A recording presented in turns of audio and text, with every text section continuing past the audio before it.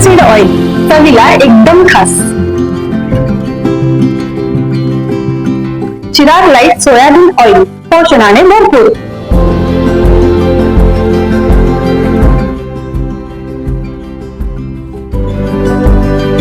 Chirag light तेल, खाओ बढ़िया, खिलाओ बढ़िया.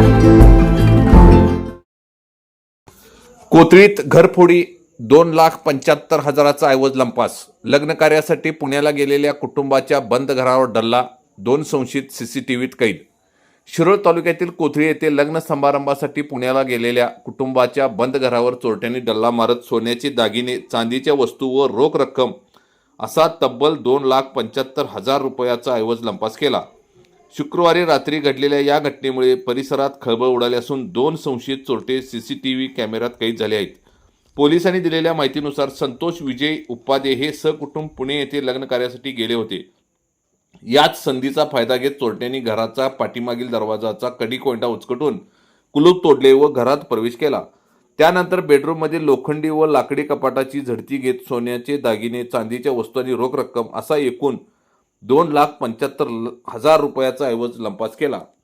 घटनेची माहिती मिळताच जयसिंगपूर पोलिसांनी घटनास्थळी धाव घेत पंचनामा केला. तपासासाठी श्वान पथकही पाचारण करण्यात आले. मात्र परिसरातच घुटमळल्याने ठोस धागादोरा मिळू शकला नाही. दरम्यान चोरी करून पसार होताना 2 संशयित चोरटे परिसरातील सीसीटीव्ही कॅमेऱ्यात कैद झाले आहेत. या फुटेजच्या आधारे तसेच गावातील अन्य सीसीटीव्ही तपासणी करून संशयिताचा शोध सुरू आहे. 4 दिवसापूर्वी जयसिंगपूर कोथळी मार्गावरील उमरवाड लक्ष्मीनगर परिसरात चड्डी बनियन टोळीचा हालचालीची चर्चा सुरू असतानाच ही घरफोडी झाल्याने ग्रामस्थांमध्ये भीतीचे वातावरण निर्माण झाले आहे. रात्रीची पोलीस गस्त वाढवून चोरट्याचा तातडीने बंदोबस्त करावा अशी मागणी नागरिकातून होत असून या प्रकरणाचा पुढील तपास जयसिंगपूर पोलीस करीत आहेत.